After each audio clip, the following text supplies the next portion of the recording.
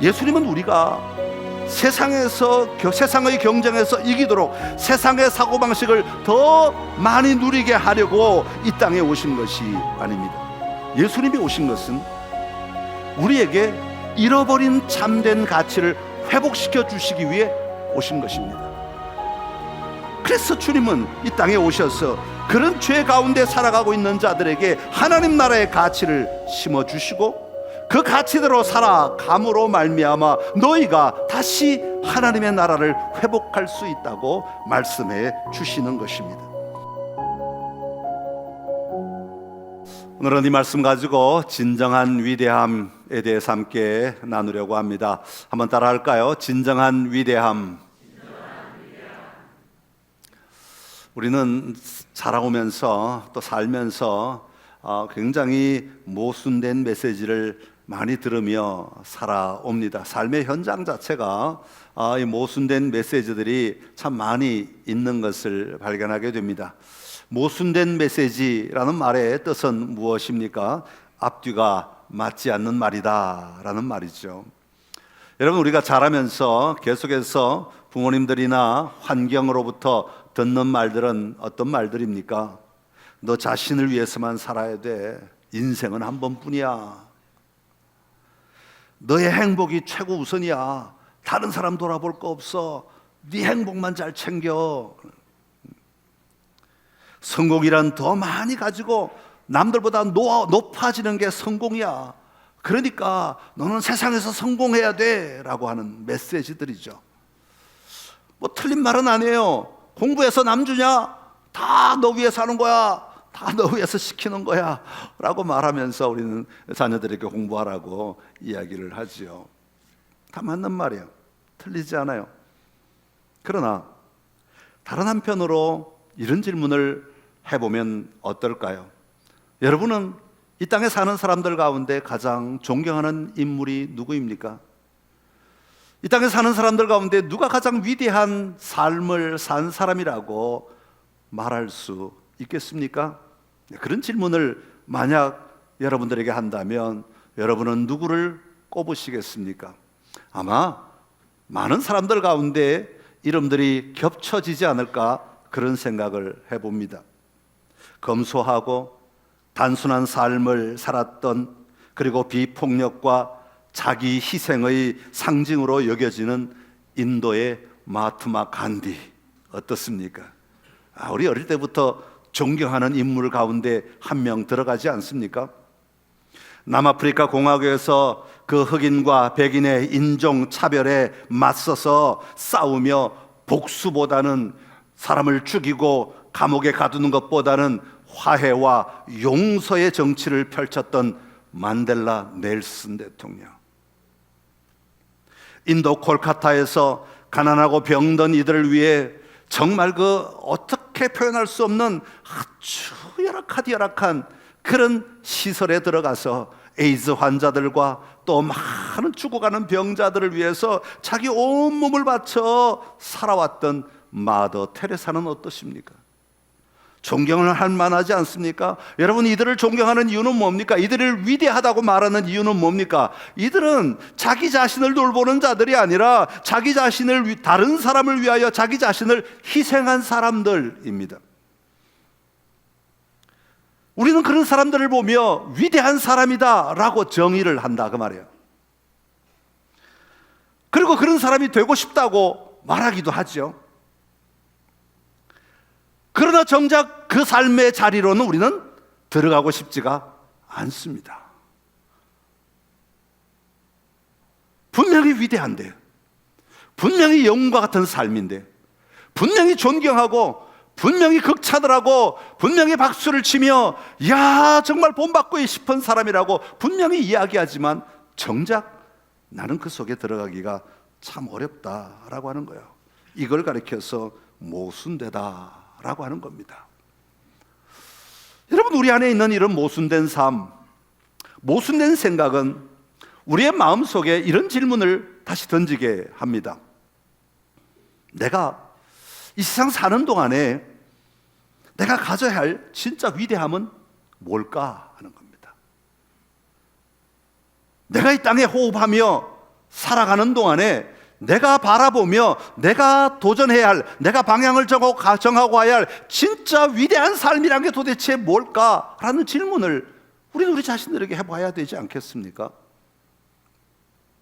그냥 정신없이 끌려가는 대로 살아가는 삶이 아니라 어느 땐가 한 번쯤은 고등학교를 졸업하든 취직을 하든 어른이 되든 결혼을 하든 아니면 아이를 낳든 어느 한순간에 한 번쯤은 우리가 이런 생각을 해봐야 되는 거죠. 어떻게 사는 게 위대한 삶일까?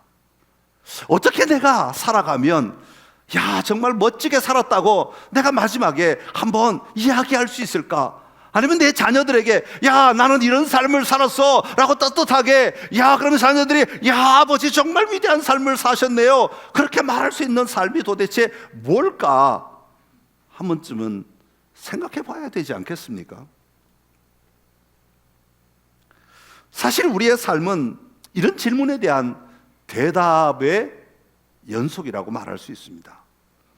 이런 질문이 없으면 상관없이 살아가지만 이런 질문이 있는 사람은 그 질문에 대한 해답을 찾으려고 몸부림치며 살아가게 되는 것이죠.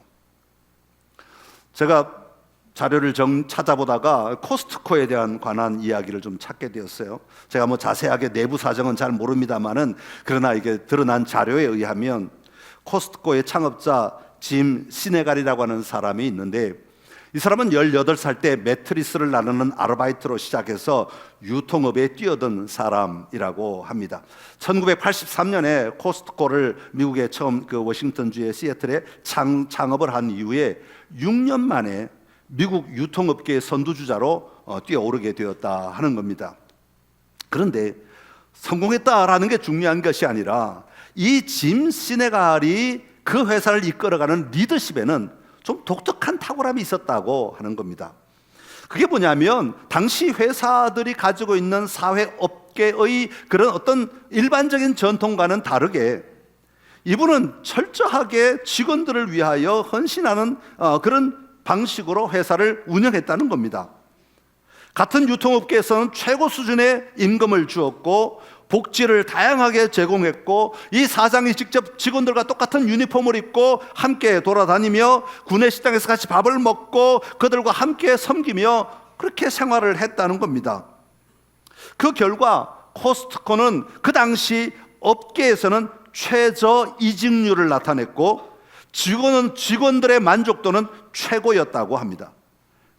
최저 이직률이 우리나라는 한번 직장 들어가면 이직을 잘 안 하지만 미국은 보통 3년 내지 4년마다 이직을 합니다. 이걸 가리켜서 점프한다 그렇게 불러요. 그래서 이 회사에 있다가 다른 회사에 오퍼를 내가지고 다음 직급을 달라고 요청하고 월급도 이때 올리는 겁니다. 그래서 계속해서 점프하면서 계속 이렇게 움직여 나가요. 그러다 보니까 이직을 할 수밖에 없어요. 미국 시스템이 그래요. 근데 우리나라는 한번 들어가면 영원한 직장이라 죽을 때까지 은퇴할 때까지 거기 다녀야 되지만 거기는 그러지 않아요. 그러다 보니까 이렇게 이직을 자주 하게 되는데 자기 회사에 만족하니까 이직할 이유가 자꾸 줄어든다고 하는 것이죠. 그래서 미국에서 가장 일하고 싶은 기업 중에 하나가 되었다 하는 그런 이야기입니다. 제가 구체적으로 잘 모르지만 그러나 특이한 것은 이 짐 시네갈은 세상이 사용하는 같은 방식이 아니라 다른 방식으로 함에도 성공하더라라는 겁니다. 세상 사람들이 하는 방식대로 똑같이 기업을 운영하지 않아도 다른 방식으로 도전해 봐도 되더라 하는 겁니다. 다시 말하면 그렇게 살지 않아도 삶이 있더라는 겁니다. 이 삶이 되더라고 하는 그런 이야기입니다. 내가 생각하던 똑같은 방식으로 내가 바라보던 세상의 모든 사람들의 삶의 방식대로 따라가지 않아도 살아낼 수 있는 사람들이 있더라라고 하는 겁니다. 그걸 이야기하고자 하는 겁니다. 시네갈은 섬김으로 말미암아 성공할 수 있다는 역설을 보여준 사람입니다. 사랑하는 성도 여러분, 오늘 우리가 예수님을 믿는다고 하는 것은 단순히 이 세상이 가지고 있는 삶의 사고방식, 이 사고방식을 강화하기 위한 것이 절대로 아니라고 하는 겁니다. 다시 말하면 세상은 1등이 되어야 인정받고 가치 있는 인생이라고 말하니까 우리가 예수를 믿음으로 말미암아 이 세상에서 내가 더 높은 자가 되게 해주십시오. 내가 1등을 반드시 하게 해주십시오. 내가 저 그룹에서 반드시 최고가 되게 해주십시오. 주님 나를 도와주세요. 이거 하기 위해 예수 믿는 게 아니다, 그 얘기를 하는 겁니다. 세상의 사고방식을 이루기 위한 강화를 위해서 예수 믿는 것이 아니다라고 하는 겁니다. 예수님은 우리가 세상의 경쟁에서 이기도록 세상의 사고방식을 더 많이 누리게 하려고 이 땅에 오신 것이 아닙니다. 예수님이 오신 것은 우리에게 잃어버린 참된 가치를 회복시켜 주시기 위해 오신 것입니다. 원래 에덴 동산은 아름다운 곳이었습니다. 원래 에덴 동산은 완전한 곳이었습니다.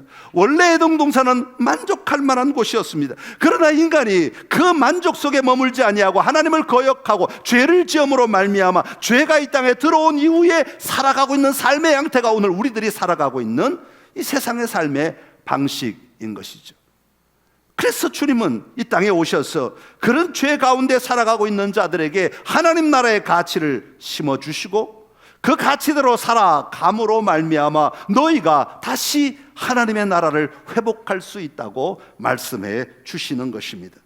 그것을 위해서 우리가 진짜 누려야 할 참된 가치를 알려주시고 그 삶을 살아가라고 말씀하시고 그리고 그 삶으로 우리를 인도하시고 그리고 그 삶을 누릴 수 있도록 만들어주시는 분이 바로 예수 그리스도이신 것입니다. 오늘 말씀을 통해서 다시 한번 우리가 그 지점을 좀 보려고 하는 겁니다. 우리가 정말 이 땅에서 누려야 될 위대한 삶은 뭘까? 우리가 이 땅에서 정말 가치 있다고 말하는 것은 무엇일까?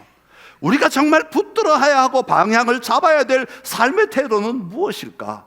오늘 말씀을 통해서 발견하고 다시 한번 하나님 나라의 위대한 성도들로서 살아갈 수 있는 우리 모두가 되기를 간절히 기원합니다. 오늘 본문 마가복음 10장 앞부분에 보면 오늘 읽은 말씀 바로 앞부분에 보면 32절에서 34절에 보면 예루살렘으로 올라가는 길에 그렇게 말합니다. 그러면서 예수님께서 뭐라고 말씀하시는가 하니까 능욕하며 침뱉으며 채찍질하고 죽일 것이나 그는 3일 만에 살아나리라 라고 말씀하십니다. 다시 말하면 지금 예루살렘으로 올라가는 길이라고 하는 말은 성경에서 중간쯤 지나면 복음서의 중간쯤 지나가지고 예루살렘에 올라가신다라는 말은 대부분 다 무슨 내용이냐 하면 지금 십자가를 지러 가신다라는 뜻입니다. 그러니까 지금 바로 앞에서도 말씀했지만 예수님이 자신이 고난당하고 죽으실 것을 예고하심에도 불구하고 지금 이제 예수님이 지금 예수님은 죽기 위해서 십자가에 달리시기 위해서 가고 있는 길에서 일어난 일들이 오늘 본문의 사건이라고 하는 겁니다. 예수님은 고난받고 죽으실 것이라고 예고하고 있는데 35절에 보면 참 생뚱맞은 이야기가 나옵니다. 우리 35절을 한번 읽어보겠습니다. 시작. 세베대의 아들 야고보와 요한이 주께 나와 여짜오되 선생님이여 무엇이든지 우리가 구하는 말을 우리에게 하여 주시기를 원하옵나이다. 우리가 원하는 걸 달라는 거야. 내가 원하는 걸 주십시오. 이게 세상의 사고방식이죠. 내가 원하는 것을 주님은 주셔야 한다고 하는 거예요. 그걸 안 주면 주님 살아계세요? 막 이렇게 질문하는 거죠. 왜 내가 원하는 걸 안 줍니까? 그럼 내 신앙이 잘못된 겁니까? 아니면 하나님이 잘못된 겁니까? 따지게 되는 거죠. 여러분 오늘 제자들이 요청한 우리가 구하는 바가 어떤 내용입니까? 하나는 주의 우편에 하나는 주의 좌편에 앉게 해달라는 겁니다. 여기 앞에 달린 말이 또 하나가 있죠. 주의 영광 중에 이렇게 말이야. 주님의 영광 중에. 자, 주님의 영광 중에라는 말은 이 제자들을 어떻게 이해했을까요? 땅에서 높은 지위를 갖고 왕이 되고 통치자가 되고 다스릴 때 그때 나에게 우리 옛날 말로 하면 우의정 좌의정, 요즘엔 그런 단어가 없어서 제가 뭘 찾아요. 국무총리, 우리 권력 2위가 뭐죠? 국회의장, 하여튼 이런 거 달라고 지금 요청하고 있는 겁니다. 그러니까 주의 영광이라는 지금 이 단어 자체의 개념을 이해하지 못하고 있는 거죠, 제자들은. 그러니까 주님이 말씀하시는 주의 영광과 제자들이 지금 요구하는 주의 영광은 다르다 이 말이에요. 왜 다르겠습니까? 개념이 다른 거죠. 이해하는 개념이, 이해하는 방향이 다른 거예요. 예수님의 관점과 제자들의 관점은 전혀 다르다라고 하는 것을 말하고 있는 겁니다. 제자들은 3년씩이나 예수님을 따라다니며 보고 배워도 예수님의 말씀이 그들의 삶 속에 들어와 그들을 변화시키지 못하였다라고 하는 것을 말하는 것입니다. 여전히 자기들이 가지고 있는 세상 가치 기준, 세상의 잣대를 가지고 소비자가 되어서 자기의 필요를 채우기 위한 도구로 예수님을 따르고 있는 겁니다. 자, 여러분 기억하시라고 제가 소비자라는 단어를 하나 썼습니다. 소비자는 어떤 사람입니까? 여러분이 다 소비자잖아요. 가게 가면 내가 필요한 물건을 가지는 사람이에요. 사는 사람이에요. 필요 없는 건 필요 없어요 하고 안 가지는 사람. 이런 사람을 소비자라고 그래요. 근데 신앙을 소비자처럼 한다는 거예요.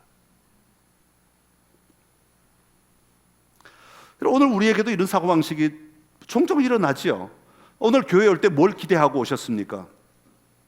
내가 원하는 것이 이루어지는 것을 기대하며 오지 않으셨습니까? 뭐 내가 원하는 찬양이 불려졌으면 좋겠다. 내가 좋아하는 찬양이 아니면 마음이 열리지 않아. 영적 기분이 별로 탐탁치 않아. 오늘 목사님의 설교가 그냥 나를 좀 위로하고 격려하는 설교였으면 좋겠어. 물론 격려가 필요하긴 하죠.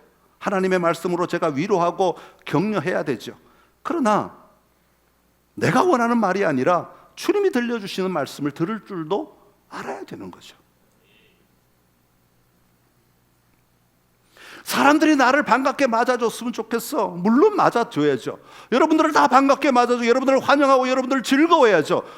그러나 정작 우리 모두는 교회이니까 우리가 더 적극적으로 다른 사람을 맞이하고 환영하고 즐거워해야죠. 그러나 우리는 언제나 내가 중심이 되어 있다는 거죠. 내가라고 하는 중심이 바로 세상적 사고 구조의 가장 첫 번째 놓인 구조인 겁니다. 여러분, 우리는 교회를 알게 모르게 영적 서비스 센터 정도로만 생각할 때가 참 많이 있습니다. 내가 소비자가 되어 내가 원하는 것만 얻어가면 교회 역할은 다 했다라고 생각을 합니다. 왜냐하면 우리가 세상을 살아가는 기본 방식이 바로 그런 방식이기 때문에 그래요. 어딜 가든 내 유익만 생기면 이 가게의 목적은 다 했고 이 단체의 목적은 다 했고 저 삶의 목적은 다 한 것이기 때문에 우리는 너무 익숙해져 있어서 그래요. 그래서 교회 와서도 내 유익만 채워지면 이 교회는 좋은 교회예요. 내 유익이 안 채워지면 이 교회는 별로 좋은 교회가 아닌 것이죠. 여러분, 자신의 영광을 구하는 삶은 과거나 현재나 언제든지 있어 왔습니다. 세상은 영광을 구하되 자기의 영광을 구하는 거죠. 끊임없이 내가 높아져야 하고 끊임없이 내가 인정받아야 하고 끊임없이 내가 세워져야 되는 나의 영광을 위해서 우리는 늘 살아갑니다. 그러나 성경은 끊임없이 우리에게 말씀하시는 것은 나의 영광이 아니라 주님의 영광, 나의 영광이 아니라 하나님의 영광을 바라보라고 우리에게 말씀하고 계시는 것입니다.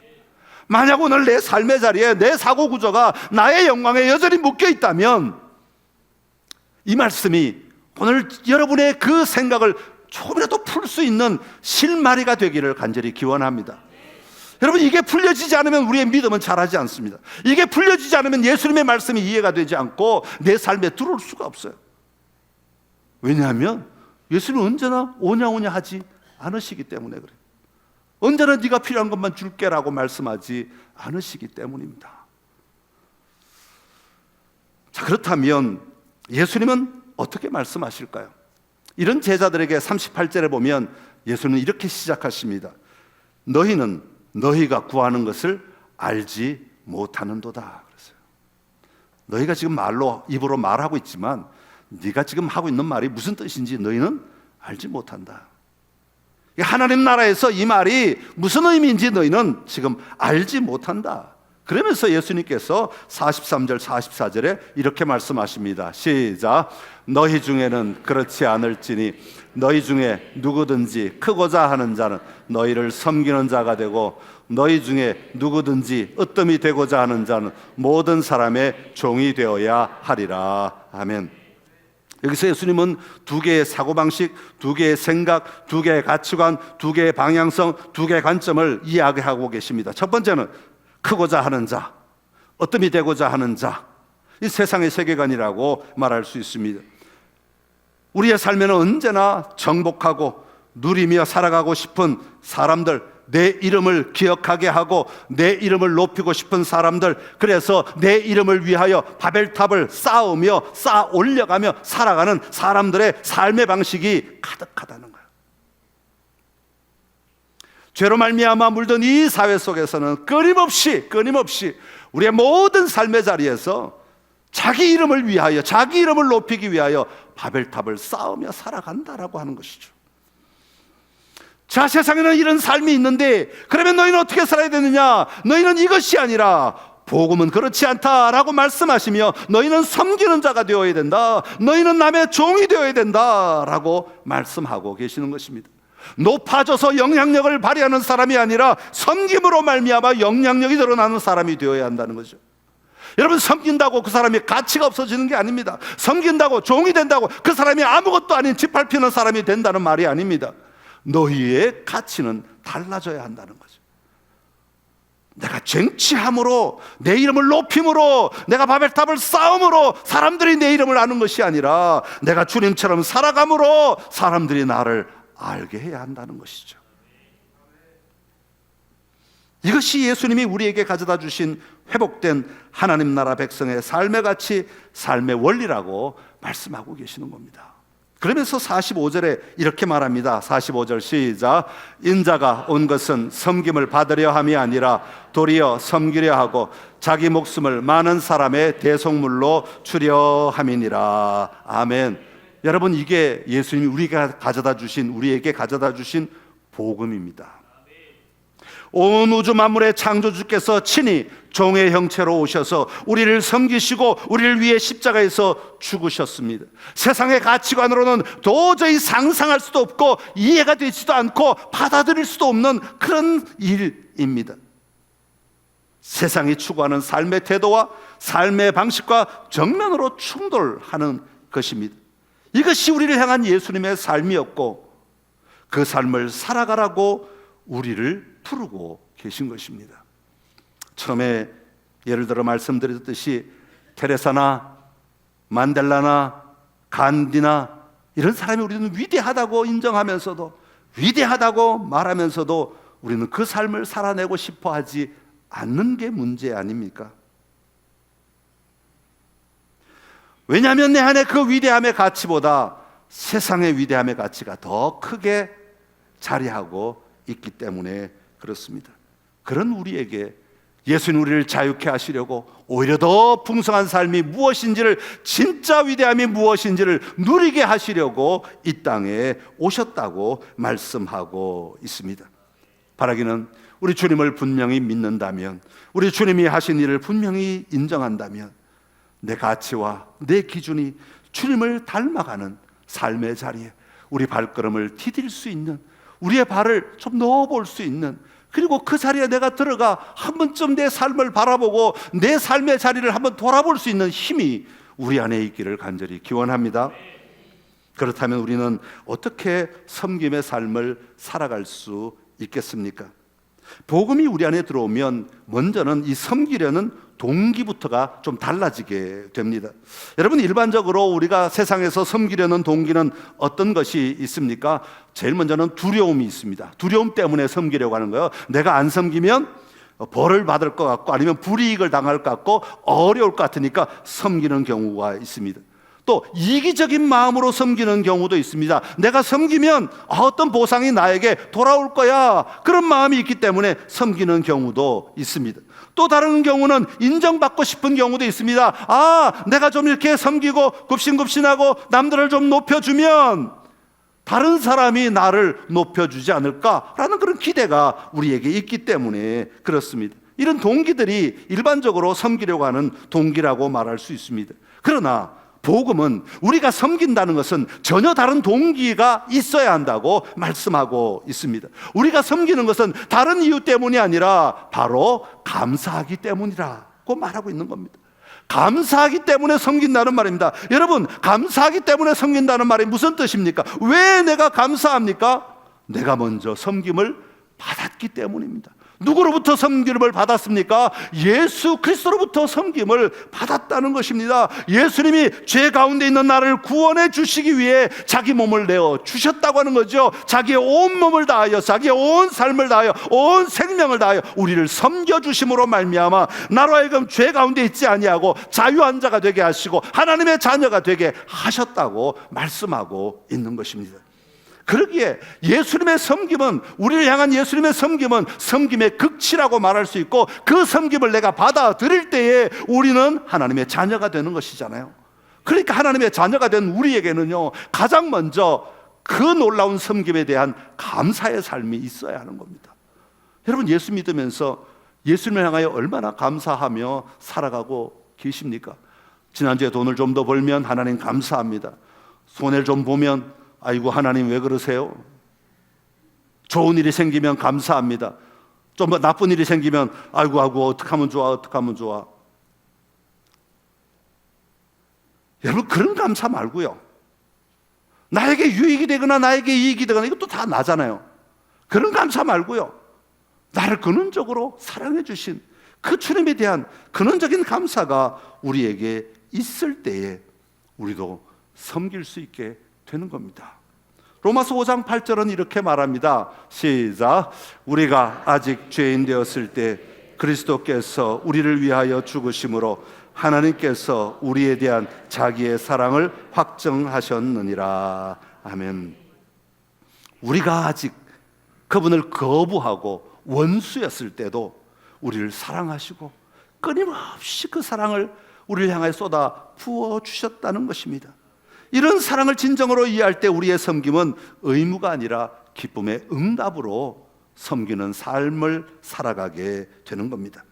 이처럼 섬김의 동기가 달라질 때 우리의 섬기는 방식도 달라지게 됩니다. 세상의 섬김은 어떤 방식입니까? 조건적일 때가 참 많습니다. 네가 나에게 주면 나도 너에게 주겠다, 네가 나를 섬기면 나도 너를 섬기겠다 라고 말합니다. 때로는 계산적입니다. 이것을 섬기면 나에게 어떤 이득이 올까, 내가 이렇게 고개를 숙이면 어떤 유익이 올까 계산하며 섬깁니다. 선택적으로 섬기기도 합니다. 나에게 도움이 될 만한 사람만 섬기는 거죠. 나에게 도움이 될 만한 환경 속에서만 섬기겠다고 말하는 것입니다. 그러나 복음의 방식은 그렇지 않습니다. 철저하게 희생하라는 겁니다. 자기의 목숨을 많은 사람의 대속물로 주려 함이니라 말씀합니다. 또한 보편적이 되어야 한다고 말씀합니다. 많은 사람을 위한 삶이어야 한다고 말합니다. 모든 사람의 종이 되어야 한다고 말씀하고 있습니다. 이런 섬김을 위해 예수님은 자기를 비워, 그렇게 말씀합니다. 자기를 비워 종의 형체를 가지사. 여러분, 우리가 이런 섬김의 삶을 살아가기 위해서는요, 내 안에 내 것으로 가득 채워서는 절대로 섬길 수가 없다는 거예요. 저 사람 나이가 몇이야? 저 사람 뭐 교회 몇 년 다녔어? 저 사람 직분이 뭐야? 저 사람 어떤 나에게 뭘 해줬어? 저 사람 나와 어떤 관계가 있어? 이런 생각들로 내 안에 가득 차 있으면 우리 절대로 섬김의 삶을 살 수가 없습니다. 자기를 비워, 내 안에 모든 것을 비워갈 수 있을 때 우리는 주님의 말씀대로 섬기는 삶을 살아갈 수 있게 될 것입니다. 사랑하는 성도 여러분, 그러면 우리는 누구를 섬겨야 하겠습니까? 첫 번째로 하나님을 섬겨야 합니다. 하나님을 섬기는 것은 예배를 통하여 하나님을 높여드리고 하나님을 기뻐하고 살아가는 겁니다. 우리의 모든 삶의 자리에 하나님을 인정하고 그 하나님의 오늘도 나와 함께 일하고 계심을 분명히 믿고 고백하며 하나님의 손 붙들고 하나님과 함께 동행하는 삶을 이야기하는 겁니다. 너희 몸을 하나님이 기뻐하시는 거룩한 산제물로 드리라. 이는 너희가 드릴 영적 예배니라.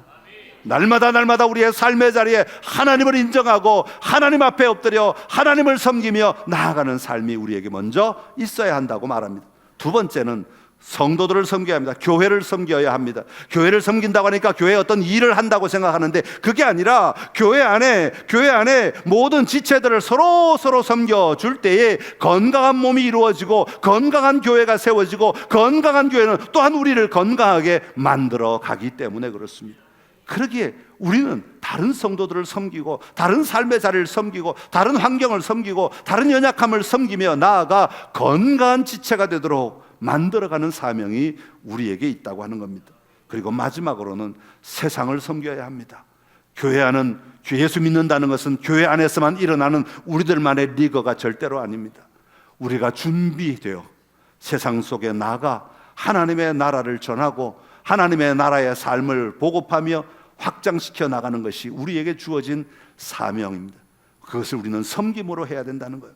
세상 사람들이 나에게 뭘 줬느냐, 우리 교회에 나오느냐 안 나오느냐 따지기 전에 우리가 그들의 필요가 뭔지를 찾아가고 섬겨줄 수 있을 때, 그 섬김의 삶을 통하여 세상은 놀라운 변화의 삶의 자리로 들어올 수 있는 길이 열려지게 된다고 말하는 것입니다. 사랑하는 성도 여러분, 우리가 섬기기 위해서는요, 내 안에 먼저 복음이 분명해야 합니다. 내가 무엇을 믿는지, 내가 믿는 예수 그리스도가 누군지 우리는 먼저 분명히 고백해야 합니다. 내가 소비자가 아니라 섬기는 자로서 온전히 자리할 수 있을 때, 그 가치가 생길 때에 우리는 그 섬김의 삶을 살아갈 수 있게 되는 것입니다. 세상이 만든 기준이 아니라 하나님의 기준으로 한번 살아봅시다. 내 삶에 한번 도전해 보자고요. 한순간이어도 한번 살아봅시다. 짐 시네갈처럼 그냥 한번 해보자고요. 그 회사가 어떻게 바뀌는지, 우리 교회가 어떻게 바뀌는지, 아니면 내 삶이 어떻게 바뀌는지 한 번도 도전 안 하니까 이건 언제나 남의 얘기일 수밖에 없는 겁니다. 그렇지 않습니다. 섬김은 나의 이야기가 되어야 됩니다. 내 삶이 되어야 되고, 내가 행할 때 그 섬김의 열매가 우리의 삶의 자리에 드러나게 되는 겁니다. 여러분, 여러분의 삶의 자리에 하나님의 가치, 하나님의 나라의 통치 원리들을 다시 한번 붙들고 도전하는 삶이 오늘 우리 안에 있기를 간절히 기원합니다. 기도하겠습니다. 참 좋으신 우리 하나님 아버지, 은혜를 감사합니다. 오늘 섬김의 본을 보이신 예수 그리스도를 통하여 우리가 어떻게 이 섬김의 삶을 살아갈까를 함께 들었습니다. 아버지, 우리가 이 땅에 살아가면서 위대한 사람들의 이름을 많이 거론하지만 진짜 위대한 건 무엇일까요? 진짜 위대한 삶은 어떤 삶일까요? 내가 어떻게 이 위대한 삶을 살아낼 수 있을까요? 하나님, 오늘 주님이 주신 이 답들을 가지고 오늘 내 삶의 자리에 이 위대한 삶에 도전이 있게 하여 주옵시고, 내가 이 삶을 살아내므로, 이 섬김의 삶을 살아감으로 내 삶을 통하여 위대함이 아름답게 드러날 수 있도록 축복하여 주시옵소서. 예수님의 이름으로 기도드립니다. 아멘.